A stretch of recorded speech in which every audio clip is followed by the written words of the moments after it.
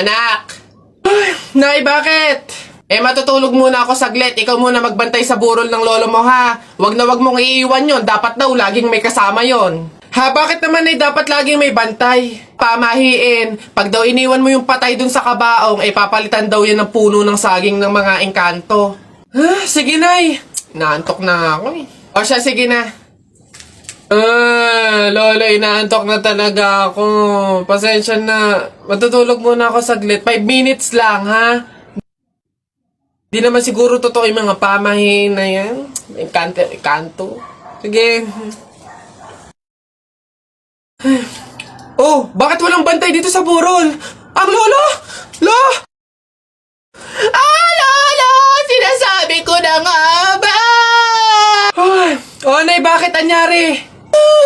Wala na yung lolo mo. Ha? Wala na sa kabaong si lolo? Oh? Sabi ko naman kasi sa'yo, bantayan mo eh. Kukunin nyo ng mga engkanto at papalitan ng puno ng saging.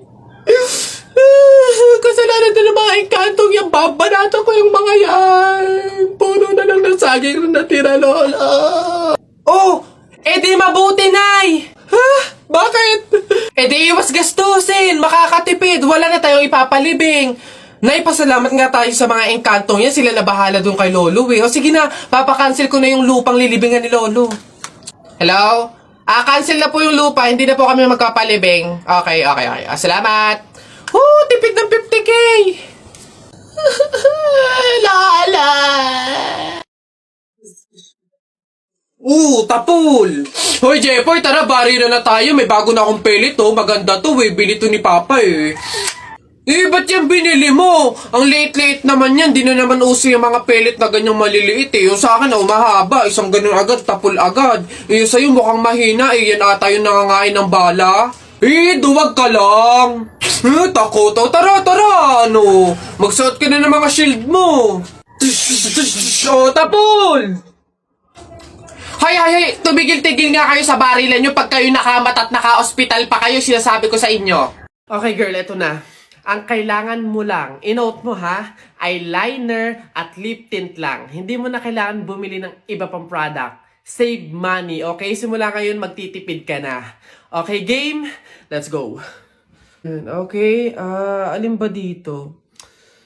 Yun na lang kaya. Hi! Hi, ma'am! Ganda nyo naman. Ups. Wala akong ibang kailangan kundi eyeliner at lip tint. Hindi nyo na ako mabubudol, girl. Hindi na.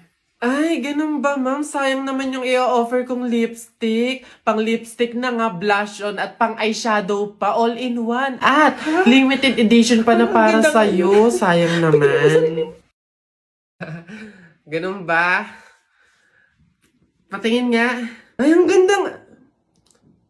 magkano naman to? Ay, ma'am, $5.99 lang yan. O, diba? Murang-mura. $5.99? Lipstick lang? Ang mahal naman. Wag na nga. Ma'am, good quality naman kasi. Tsaka nga, limited edition lang yan na alam ko talagang para sa'yo. Bagay na bagay sa'yo. Yung pit na pit sa'yo. Bilhin mo na. Ganun ba? O, sige na, akin na nga. Masubukan. Deserve ko naman siguro to. O, last na to, Good day, ma'am. Hi, ma'am. Why did you say? Yeah, gusto ko kuminis yung balay ko. Tapos, moisturize. Babe, tapos ka... Babe, ano yan? Buwa ka ng siya. Akala ko ba dalawang product lang yung bibilhin mo? Ba't parang buong store na yung binili mo? Ito, ano to? Primer? $7.99? Yung panty mo ang butas, hindi ka makabili ng bago? Hindi, sorry. Kasi kayo mga sales lady doon. Mga budalera.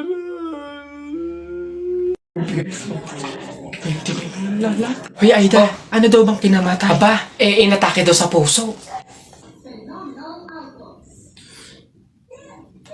Condolence, Mare. Ayan.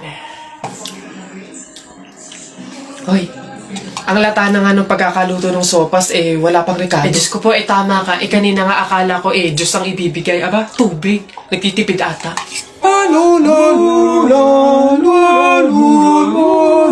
Ate, palimos po kahit konting barya lang po. Ewan ka kapag... Ay! Kawawa naman tong bata na to. Diyos ko, nasan ba yung mga magulang mo at palaboy-laboy ka dito sa daan? Wait lang ah. Ay, eto, oh, ay, wow! Sino po kayo? Anyways, baka ipambili mo ulit ng iba pang fake nails yan ah. Pang re-reband ko naman po. Ah, ayaw mo ipangkain na lang? Sige. Lodi tong pulubi na to. Anak! Oh, Nay. Kunin mo yung mga ginamit sa sugal ng burol ng lolo mo tapos sunugin mo. Nay, bakit? Basta masama yung pamahiin yun, gawin mo na lang. Yung mga baraha? Oo nga, basta lahat ng ginamit sa sugal, sunugin mo. Lahat ha? Sige, Nay.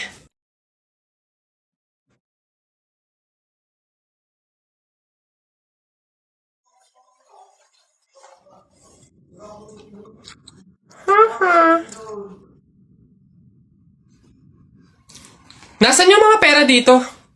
Yung mga pinanalo pong pera dun sa sugal ng burol. Sinunog ko na rin po na kasi sabi nyo nga po sunugin ko yung mga ginamit sa sugal eh. Ha? Bakit mo sinunog? Hoy, Christian! Ay. May bago akong trick sa'yo. Oh. Ito yung isa kong kamay, ito yung isa.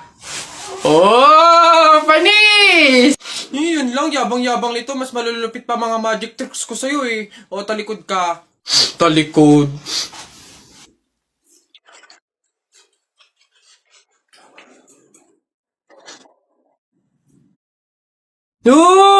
Panis! Paano nang... yun lang, yabang-yabang na agad. Ito. Tamo ayan na. Ano, panis! Mangha ka na naman! Wait lang, meron pa ako isa. Kala mo, ikaw lang.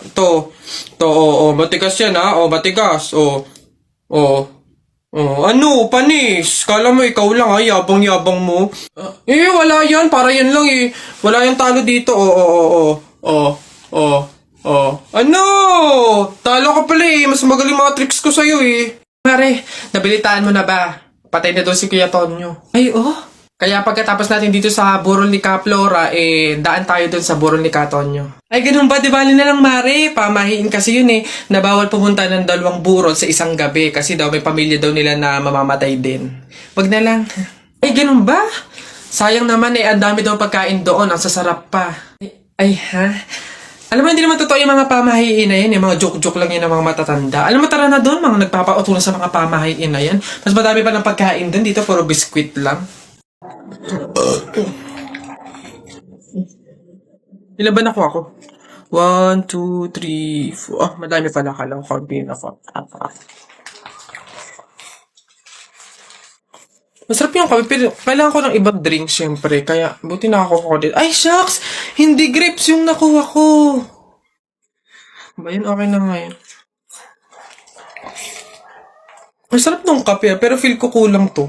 Buti na lang nakakuha ko nung madami sa kanila. Hindi naman nila iinumin lahat, hindi naman ubos yung lahat eh. Madami. Paano yung kutkutin mamaya? Buti talaga madami akong nakuha kasi feel ko magugutom ako mamaya. Kaya kailangan ko ng kutkut yung madami-dami din tong mani. Papasok na yung baby ko na yan. Punta ka na dun, dali anak. Upo ka dun sa tabi ng classmate mo. Dali.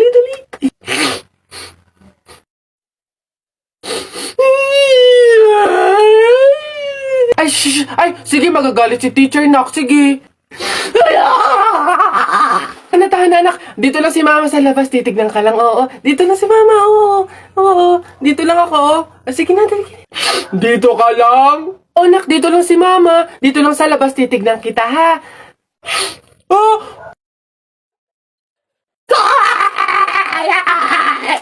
Pinapahiya talaga ako. Umuwi ka nga dun. Malilintigan ka sa akin pag-uwi. Papasukin ko na lang po bukas po. Sige po. Ano bang lasa ng sisiyo? Isipin ko na lang. Chocolate. Chocolate.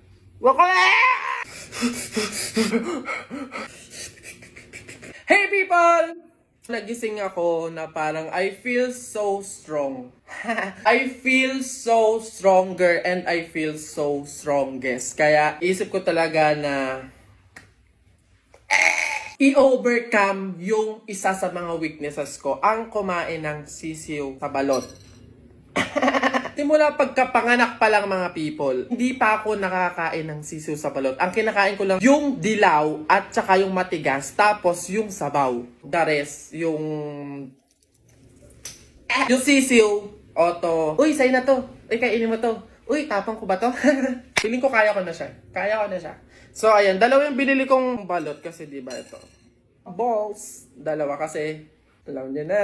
Boys can relate. Ang gagamitin kong suka, etong ordinaryong suka talaga. Yung literal na suka. Kasi parang hindi nag-cum laude yung nagtitinda ng balot. Kasi yung binigay niya sa aking suka, butas pala yung plastic. Tumapon siya, B. Masabaw siya, B. Makatas siya. Nakikita ko na agad yung balaito. So, ito lang naman yung gusto ko talaga sa part na to, yung sabaw. Oh my God, after ilang years talaga, ngayon na lang ako nakakain ng balot. Kasi hindi naman talaga ako mahilig sa balot. Sobrang naaamis talaga ako sa mga talagang kayang kumain ng sisiw. Hindi ko kasi ma-imagine talaga. Pinabalatan ko na siya. Sana maliit lang yung sisiw para naman talagang makain. Hindi naman sa maate. Ano papakain nyo kung hindi nakakain ng sisiw? Kainin siya. Paano to? Kinakain na siya ng buo? Look at that! Nanginginig ako kasi parang nadidiri talaga ako. Ito yung maganda sa balot. Yung parang buo na siya. Pag kinain mo siya ng buo, hindi mo na mapapansin yung sisiw. Yung iba kasi di ba parang gutay-gutay yung loob. Okay. Ayun siya, be! People, ayun siya. Ayun siya, ayun yung balat, ayun yung balahibo niya. Ayun o, ayan. Kita niyo yan? Alam niyo ba, sabi ko, mapapakain lang ako ng mga ganito, yung exotic food, mga bulate, palaka, daga. Mapapakain mo lang ako pag pang TV lang, ganun, yung mga Pinoy Big Brother, ganun lang. Pero kung mga ganun...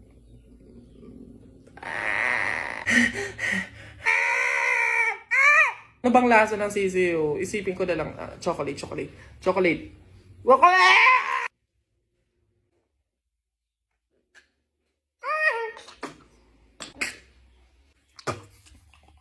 Ba't ang lansa niya? Ayan siya. Hindi ko kaya ng lasa na ganun, B. Try ulit. Nalalasahan ko talaga siya. Pwedeng i-open ko siyang ganun. No. Oh, ayan siya, B. Ayan. Shocks, no. No, hindi ko kaya. Hindi ko talaga kaya, sorry.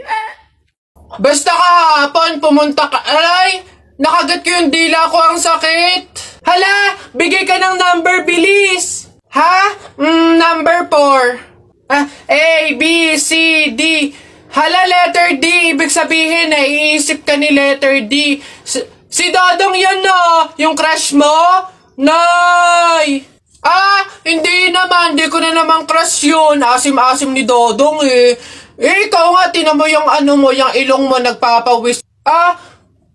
Ibig sabihin daw niyan, selosa eh. Nagsiselos ka siguro pag may kalarong iba si Mark Jun, no? Hindi naman ako selosa. Anong paki ko kung may kalaro ng iba si Mark Jun? Andyan pa naman si Tep-Tep. Ano ba yung... Hay, kaya ano yung mga pinag-uusapan ninyo?